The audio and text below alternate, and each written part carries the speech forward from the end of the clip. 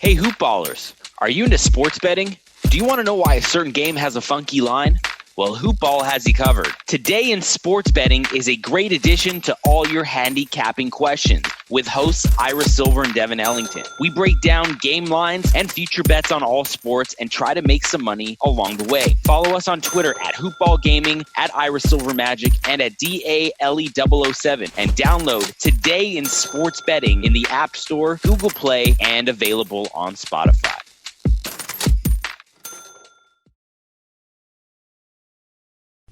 The following is a Hoop Ball presentation.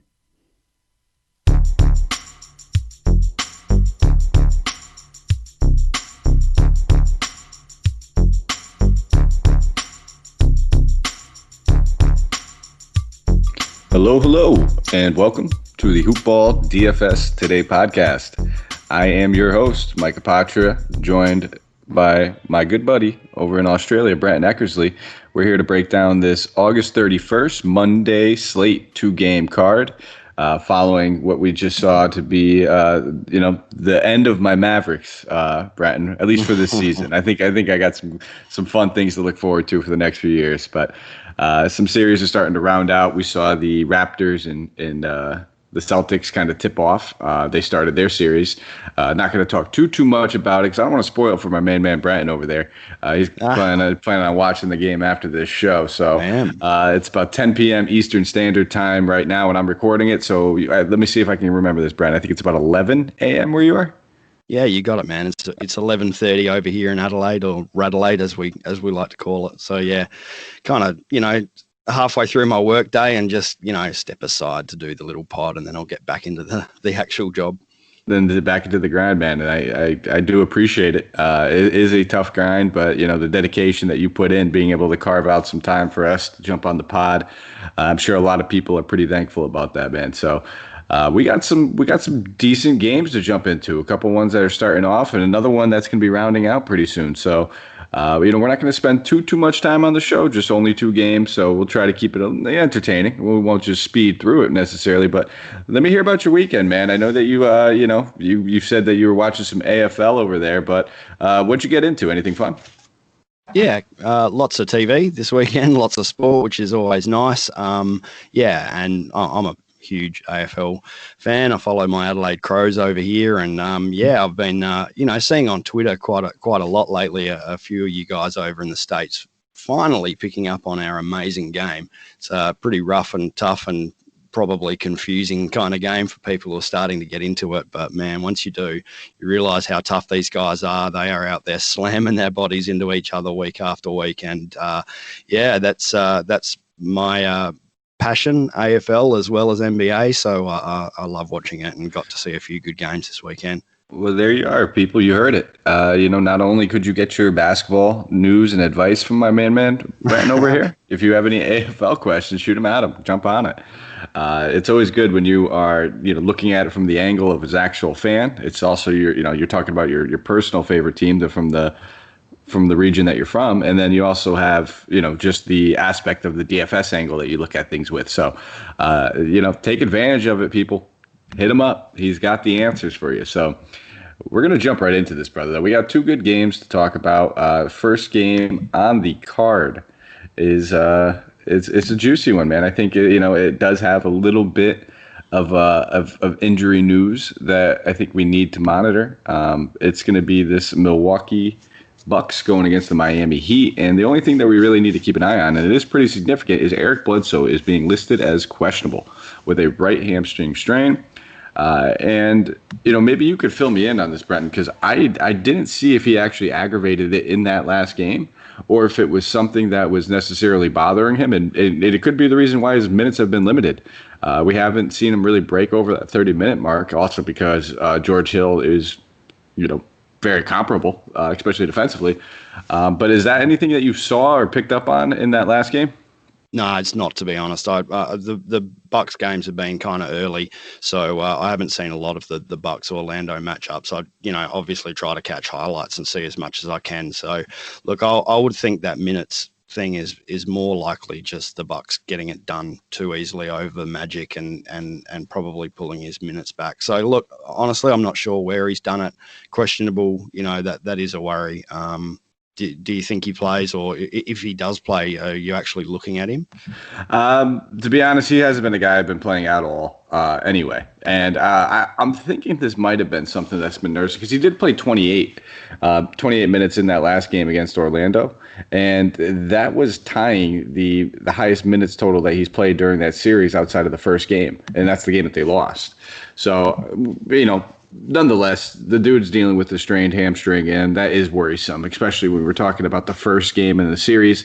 You don't want to end up doing something like what the Rockets did with Russell Westbrook, where right before playoffs, they brought him back a little bit too early. He re-aggravated it, ended up missing almost this entire series. He just made his debut in that last game.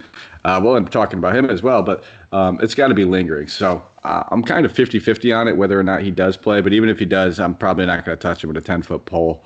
It's just been my mentality for this entire playoff bubble so far with Eric Bledsoe. But this game, as far as a game total, is coming in at 223, and the Bucks are being favored by 5.5. So why don't we start with we'll start with Miami, and then we'll jump into what we think is going to happen with Eric Bledsoe if he does sit and all that good stuff. But like I just said, we got Russell Westbrook back. James Harden's at 11-3. What's to make of? Oh wow, wrong team. Here I go.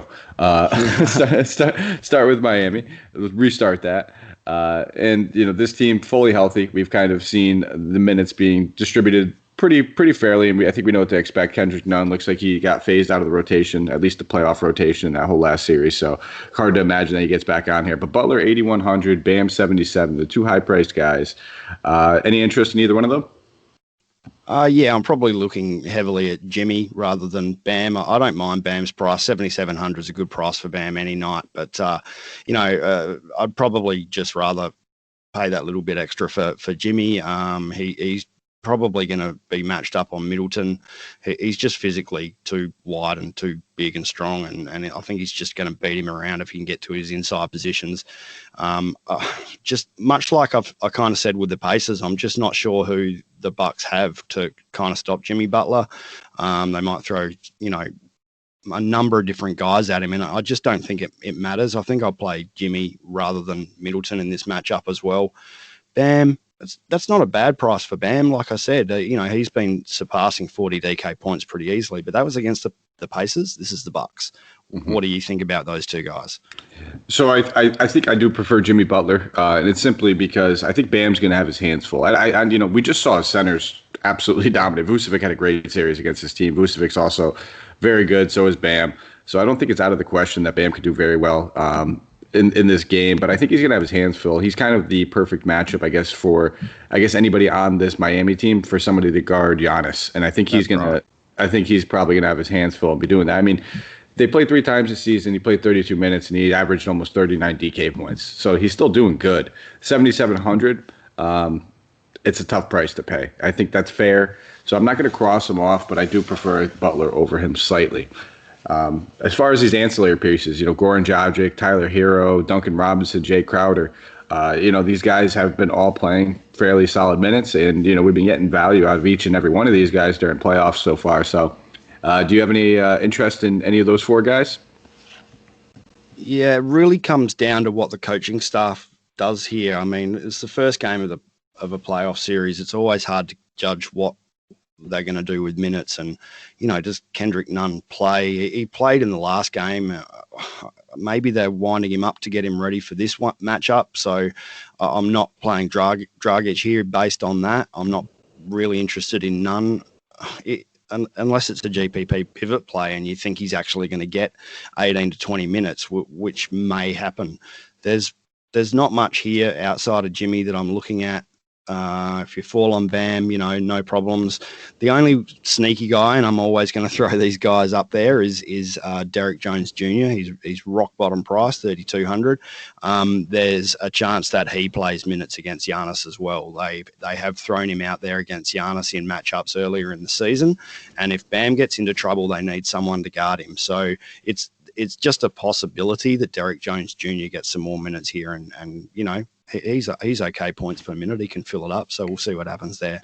Hey, yeah, no, it's a good call. For as far as I think I do have some interest in Dragic. Actually, he's been playing well. Price tag's up 6,600. He's done well in this matchup, though. In this matchup, he's averaging about 31 and a half minutes, and in those games, he's getting about 37 DK points. Not saying that's what we could expect, but knowing that he's probably going to play more than 31 minutes makes me feel a little bit more comfortable. I'm not worried about none necessarily playing in that last one.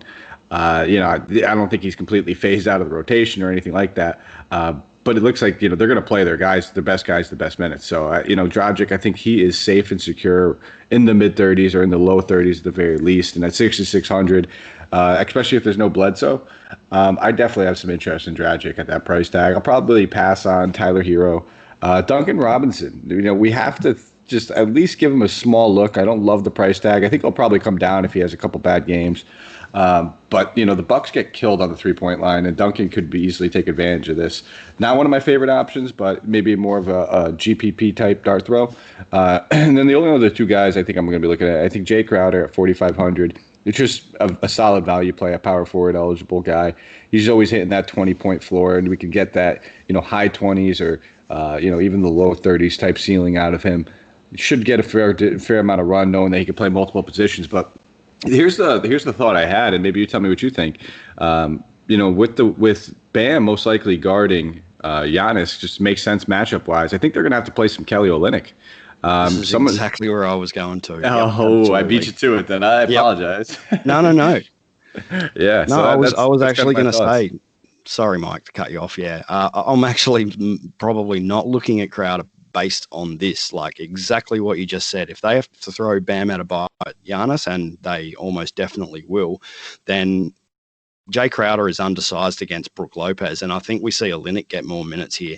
Olynyk at 3,900, that's only just under 20 DK points, and if he's getting 20, 22, 25 minutes, then he can smash right through that value. I love the call. It's exactly what I was thinking as well.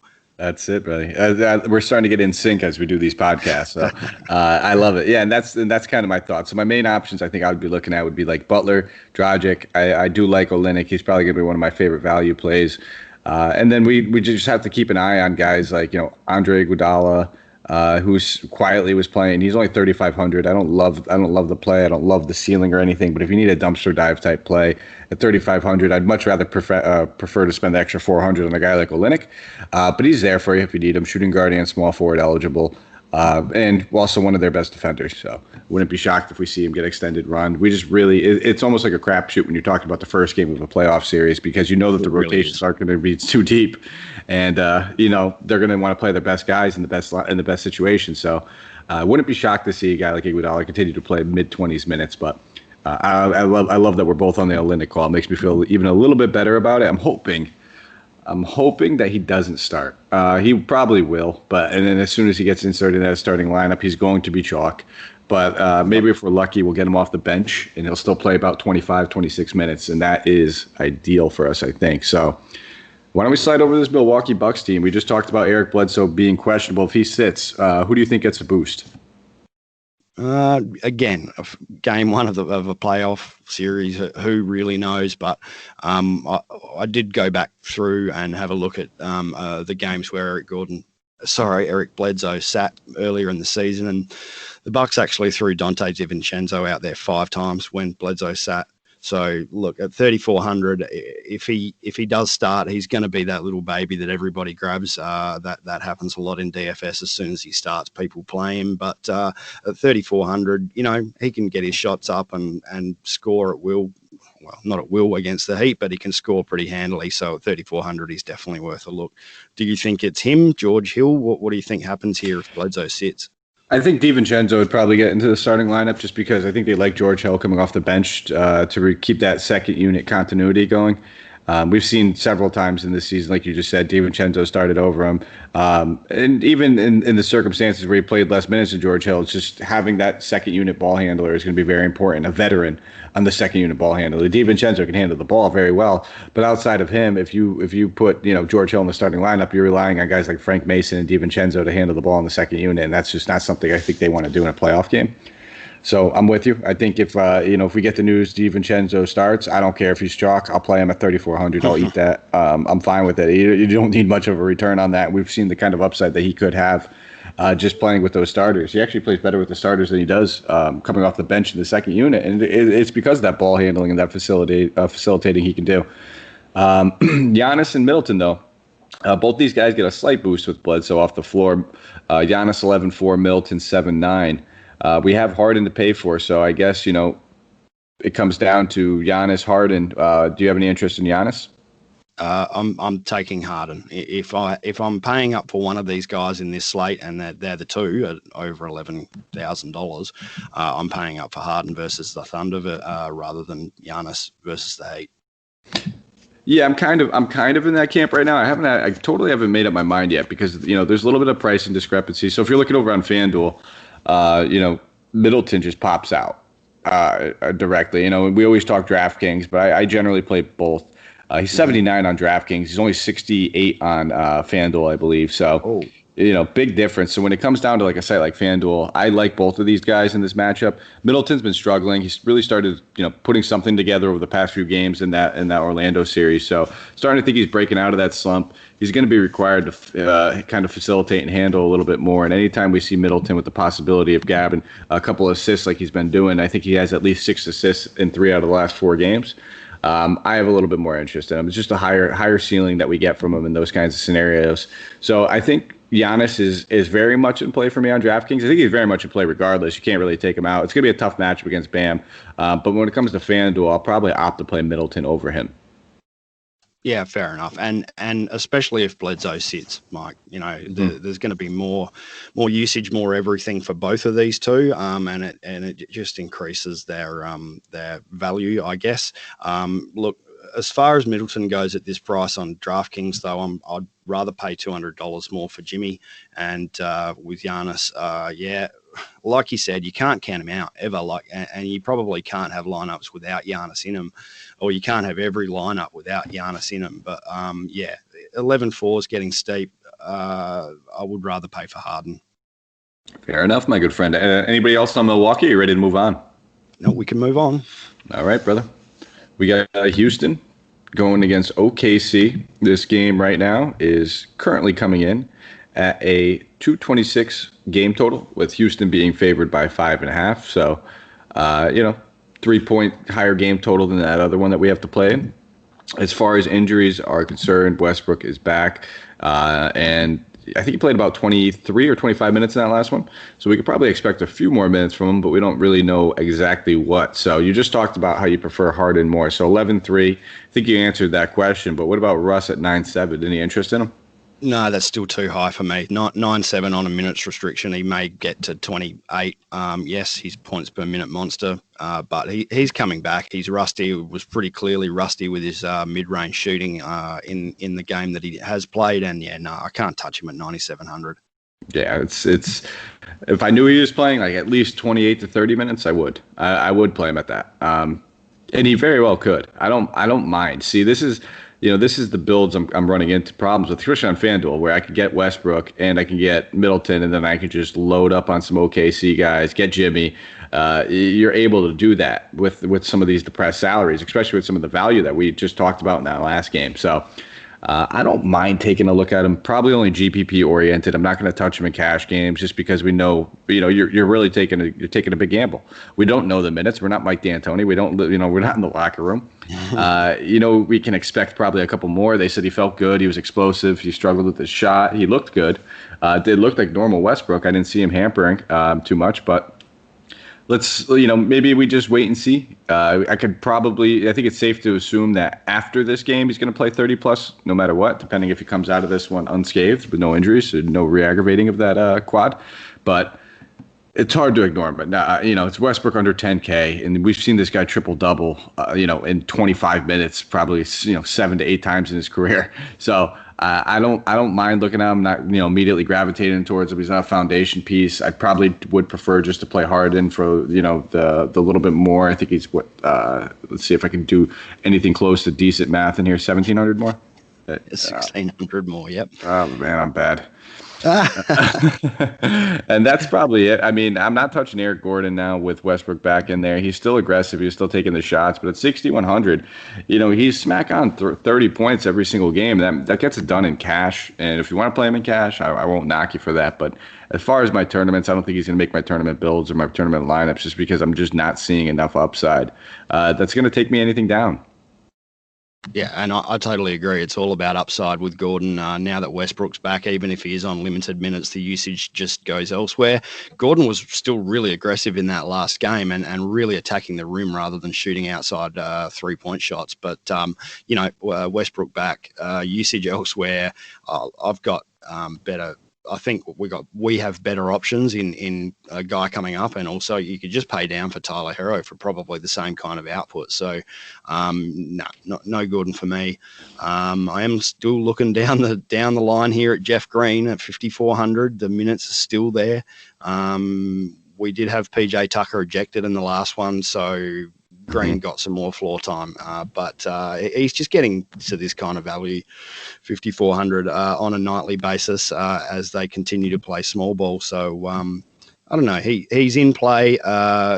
Probably I'd maybe look at Brook Lopez around the same price or $100 less. You could probably throw both of those those guys at mid prices at the center position in your lineups. You just said it, man. That's exactly what I would probably prefer Brook Lopez. And, I'm looking at the same thing you just said. PJ Tucker ejected in that last one. Jeff Green still played 30 minutes. And to me, that's wonderful. Simply because I think people at Box Score Log watch, they're going to see that. But with Westbrook coming back, the minutes are going to come from guys like House and Jeff Green. I think we already saw it. Daniel House came off the bench in that last one, still played 27 minutes. Part of that could have been because of the ejection. But I think you're looking at, Jeff Green and House both playing minutes in that mid-20s range, which is still solid. You can still get your return. But the price tags that we're paying, we were getting these guys at, mid-30s or low 30s at the very least. So I might wait a little while, wait for those prices to come back down. And like we said, Westbrook, that was only 25 minutes. He might play 30 tonight. So I don't think I'm going to necessarily be on guys like House and Jeff Green. I might want to just take the wait and see approach. PJ Tucker, though, is a guy that I will have a little interest in at 4,300, only on DraftKings, simply because we could just throw him at that util spot and still play one of those other centers that we've already talked about.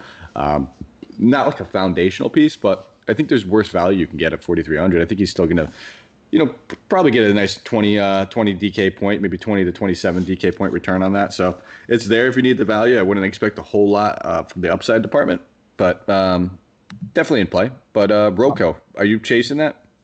Oh, no, not chasing that. That's a one-off flyer from Rocco for me. He's had a great game last one. He was hitting shots from the corner pocket and all of that. But apart from that one outlier, he's been really low in fantasy points. So I'm not really paying 5,800 for him. Yeah, he was. And I think he was aggressive. That's what it came down to. I mean, he's been, he shot 6 of 11 from the 3-point line, but he's basically been shooting almost 50% in this whole series from the 3-point line. Outside of, I think it was that first game, he struggled 1 for 5. He's been 40, 50, 50, and then 54 in that last one. So his shot, it hasn't been off. It's just, how much usage do you get when you're playing next to guys like Russell Westbrook or James Harden? And I can't, sit here and feel comfortable about him taking 14 more shot attempts. I just don't see that necessarily happening. I think maybe you're looking at 8 to 10. And when, he's in play, just because we know what the defensive stats, Rocco doesn't need to score to necessarily put up points, but he's not one of my favorite options, must play kind of guys or anything. I'll keep him in my player pool for now. I generally don't know how much I'll land on him. But that's probably the situations I'll play him, is if I land on him, I need a forward and I have 58, 59, 6K, whatever it may be left. And that also allows me to get a little bit more exposure. Because like you just said, I'm not playing Jeff Green, probably not playing Daniel House either, not playing Eric Gordon. Russell Westbrook, really risky GPP. I'll probably be, I'll have some shares, but I'll probably be, pretty low on him. So that really just leaves James Harden for me and a little bit of sprinkled PJ Tucker when it works. So I don't mind getting Rocco just to have a little bit more Houston exposure, and probably the only reason why I do it. Yeah, sure. And if you're building multiple lineups, you got to find these guys. 5,800, that's a mid-price play. If you need, or if let's say you land on him, great. That's fine. He is coming off a big one. There is a chance that you're possibly chasing points there a little bit, but we've got limited options on this slate. We're probably paying up for one, maybe two guys, and then you've got to find value elsewhere. So Rocco probably fits that bill. Look, I don't know. I'd probably rather be taking a flyer on someone like a Linux that we've already spoken about, who I think is cheaper. And the other option there is, 5,800 for Rocco. Yes, coming off a big game. You could pay $1,300 less for Jay Crowder and see how you go with that, and that'll help you to build lineups. So, good call. Yeah. I don't know. He's an interesting player. I probably won't be having too much of Rocco, but, you definitely can't count it out. I like it, brother. All right. Anybody else on Houston? Ready to slide over to OKC? Let's slide. Ooh, I like that. We'll hit it right off the top. Chris Paul, 8,200. Played limited minutes in that last one due to the blowout. So he's coming off pretty fresh. Only played 30 minutes. Shot 6 of 13 for 28.5 DK points. Really let a lot of people down, including myself. You think this is a decent bounce back? Absolutely. And I really want, I'm really hoping and fingers crossed and toes crossed that Chris Paul just gets more aggressive here. He's been, I don't know, this is win or go home now. So I think we see Chris Paul really step up. He seems to, the games that I've watched, he just seems to be quite happy to pass the ball around and give other guys usage, especially in the first half. And then he comes to life in the second half. I don't think he can afford to do that here. I think he just needs to shoot more. He's been getting his mid-range jumpers with no problems at all against the Rockets defense. I think he needs to fire up earlier and stop relying on other guys. I mean, I love Schroeder in this game as well. I think he's probably my favorite player on the board, but we need CP3 to fire up here. You lose this one, you're done. So let's see the leadership and hopefully a big fantasy return. Yeah, I'm taking the same approach I've been taking with this team and going straight back to the well at the backcourt. You touched on Schroeder. I absolutely love him as well. He just looks super aggressive. He only played 21 minutes before that ejection and still got up 13 shot attempts in that last one. So at 6,400, I'm good with that. Sign me up. I think, it's going to be tough for a lot of people to look at, between him and Dragic, and you're going to have to make some decisions there. And when push comes to shove, I want both of them, to be honest. I don't know if I'm going to be able to make that decision.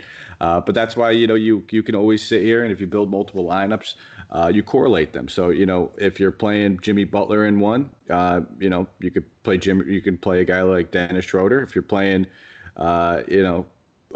Dennis Schroeder or Goran Dragic, you can go play Chris Paul and spend up on that. So you can literally correlate these two guys and mix and match them, and it equals just about the same exact salary. And hedge your bet, I guess, in a way. So I do like both those guys. Shea, I like him at 7,100. Small little price dip at $300 after that last one. He was not aggressive. Only took 2 of 8 shot 2 of 8 from the floor. It was a blowout. Let's be real. At that point they packed it in. I don't think anybody was really playing with their all after midway through the third quarter in that game. So I think all these guys are very much in play. I do prefer Paul and Schroeder over Shea, and when I do feel like that, Shea generally has a great game. He's one of those guys. Hey, you know what? Part of being a host for a DFS podcast is being honest, and I do not get Shea right that often. I love the matchup for him, and I'm going to play him. And that's the thing, when you love the matchup, you love the player, you got to take one. You got to bite one sometimes. And, we might not get it right, may get a poor shooting game, whatever it may be. But these three backcourt guys, very much all in play. So we'll slide over to the front court. Danilo Gallinari and Steven Adams. Did either one of those guys stand out? Oh, Gallo's been stinking it up. It's $6,000. It's a good price for Gallo if he plays like Gallo, but the last two have just been absolute shockers from him. So it's a little hard to trust. He's still well and truly capable of getting through that price, no problems. It's Danilo Gallinari, and he does tend to play some of the bigger positions in the against this Rockets small ball lineup. So the minutes are there. Look, I don't know. I can't pick this one with Gallinari. I'm not sure I can play him or not. There is, if you're looking at him on DraftKings and he's a small forward and power forward, I'd probably rather play Eric Gordon just for a safer floor at the moment. But like you just mentioned with SGA, this is probably one where if I don't play him, he goes off for 45 DK points and I've missed out. But I don't know, man. I just can't trust it. What about you? I'm kind of in the same boat as you. I just don't like it. I love the matchup to begin with, and then as we watch these games break down and just the different bodies that they can kind of throw at him to match that length and just good defensive people. You know, the thing about Gallo is he has fantastic footwork and a great first step.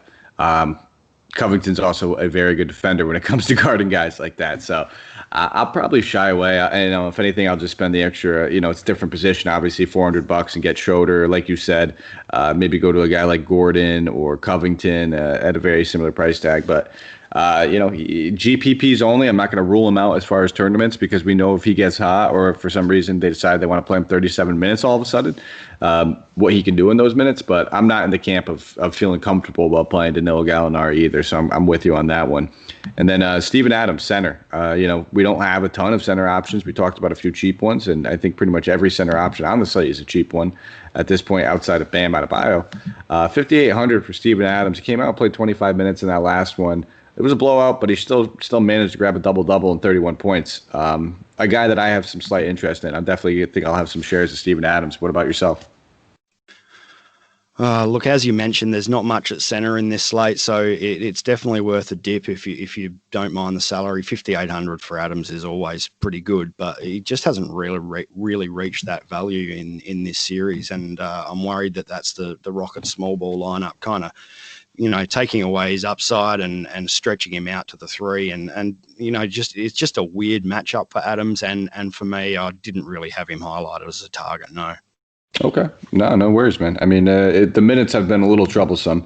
I did like that layoff, with everything that happened. He did get a few extra games. He was dealing with a sore knee for a lot of the beginning of the series, and having 2-3 days off surely helped. But and then also getting a nice little slight rest day after getting blown out massively. So we could be into seeing Steven Adams if he were to play 30. If this dude ever got 30 plus minutes, it would be a lock and load. The only thing that's keeping me away from him is the minutes, and it's because the Rockets play so small that they can effectively play him off the court if they want or if they need to, if they just start playing really quickly. But I do have some interest. As long as he's under 6K, I have interest in Steven Adams. And then I guess probably the only other guy I really need to talk about on this team is the sharpshooter himself, Dort. 0 for 9 from three-point land last game, man. That was not good. Oh, he looked brutal. And yeah. I think everybody at home was like, dude, stop. I can only imagine what the team, and that's the thing. When you have good teammates, they're going to tell you to keep shooting. Just shoot yourself out of it. Maybe not this guy, though. Maybe not yet. You have plenty of other sharpshooters on your team and other good scorers that you can rely on. I don't think there's any reason why Luguentz Dort should be taking 16 shots in a game, and let alone in 23 minutes. This dude was just firing, and I think it was a respect thing. The Rockets basically said, hey, if you're going to beat us, we'll let you beat us. We're not going to let Shea. We're not going to let Paul. We're not going to let Schroeder. We're not going to let Gallo. We'll let you take the shots, buddy. Have fun with it. And if that's the case, and he does knock a few of them down, he's going to pay off that price tag if he's going to shoot this much. But I think we talked about a few other value plays that I probably prefer. Like I prefer Olynyk over him. If Bledsoe's out, I'd prefer DiVincenzo over him. I'm not completely ready just to rule him out because anytime somebody puts up a dud like that, people see that in the box scores, they immediately get a little scared and shooken off. And he's decent value at 41. Not much to, something you need to build around necessarily, though.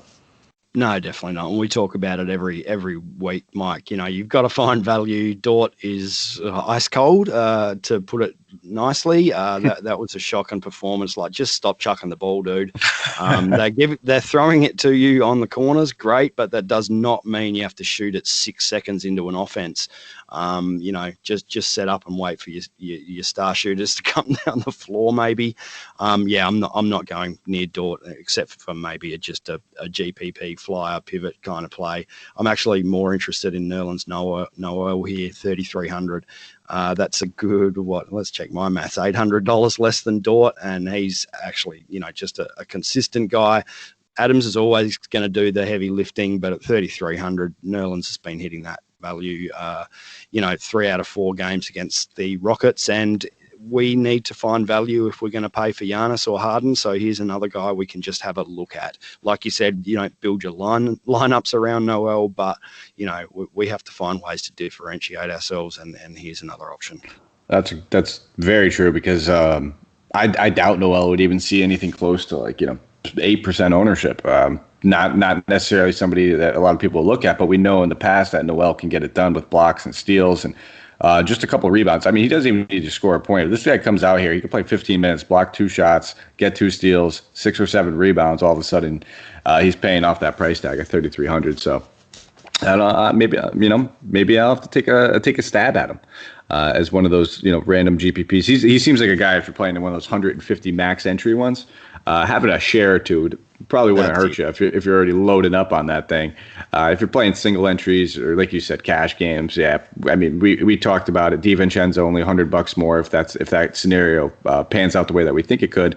And then Olynyk. I'll harp on those 2 guys. I think those are going to be my 2 value plays I'm really rolling with on this slate. But all right, man. Good call, especially the DiVincenzo one, $100 more. Yeah, that kind of, if he starts, that kind of takes Noel out of play. But like you said, you sprinkle them in, you throw them around a bit in your multiple lineups, and you see which one hits. Absolutely. I think that's all we have. But before we take off, we got to ask you guys for quick favors, like we always do. Go check out our good buddies over at Manscaped. Use that promo code HoopBall, HOOPBALL. It's actually HoopBall20, 20 at the end of that. And you'll get 20% off plus free shipping on your entire purchase. So if you don't need anything for yourself, like I know I'm still sitting on supplies, I might just end up ordering friends gifts. I got some birthdays coming around, and I'm gonna I tell my friends, I'm like, listen, you guys groom yourselves. What are you doing? You animals out there. So I'm gonna help them out, hook them up a little bit, maybe get 1 or 2 of my buddies. I might as well take advantage of this promo code while we have it. And then don't forget about MyBookie, guys. If you are following Hoopball Gaming, you have been cashing in on these wins that they've been giving you. They've been absolutely crushing, and where they play is at MyBookie. So go over to MyBookie, use that promo code HoopBall, HOOPBALL. You get a nice deposit match, and you will be good to go to enter in whether you want to play some baseball, basketball, and we have football right around the corner. So there's a lot of good stuff going on over there, guys. Go check out MyBookie. Huge fans of them, and I am probably going to end up playing a little bit tomorrow because you know what, man? Monday night, no podcast for me, so that means I get to get a little bit more action in. So I'll probably be on MyBookie a little bit tomorrow night, but. That is it, man. That is the 2 games card. We're starting to run out of games here, but we still got plenty to talk about, especially with my annoying voice on this show. I never stop, but let's... man, you got the voice of a golden child. It's a beautiful voice. We all need to hear it. It's funny you said that because I actually had a lisp when I was growing up, and I think it's still there slightly. You probably can't tell too often, but I used to have to take some speech classes when I was younger. I couldn't say my S's. And then they would look at me and they would tell me I would say my R's wrong, and I would look at them like, no, I know my S's are messed up, but the R's are good, guys. I'm telling you, why are you pulling me out of class for this? But we'll be back. None of that is there. I think it's I'm terrible with the schedule. I know Santino is hosting tomorrow night. I believe. Let's see if I get this right. I believe he's on with Steve. I'm gonna say Steve. We're gonna go with Steve. I think he's on with Steve tomorrow night, and then we'll be breaking down that nice little 3-game card that they should have over there. But it's some good action over there. So that's all we have for you guys over here at Hoopball. Thank you guys for listening. Before you bounce, give us a nice rate and review. You can find me on Twitter at Mike Apotria, MikeApotria, and Brenton's gonna let you know where you can find him. Yep, you can find me on Twitter at Terrain72, so that's TERRAIN 72. Give me a follow. If you got AFL questions, fire them at me. We play AFL DFS as well, so I can answer anything you want to know. Ooh, double whammy, man. So better than me. I can't touch that. If I even tried to enter AFL, I'd immediately, the first thing I'd do is call you. So get ready if I get any action on that anytime soon. But anytime, man. Thank you guys for listening. As always, we'll be back tomorrow. Let's go crush some GPPs.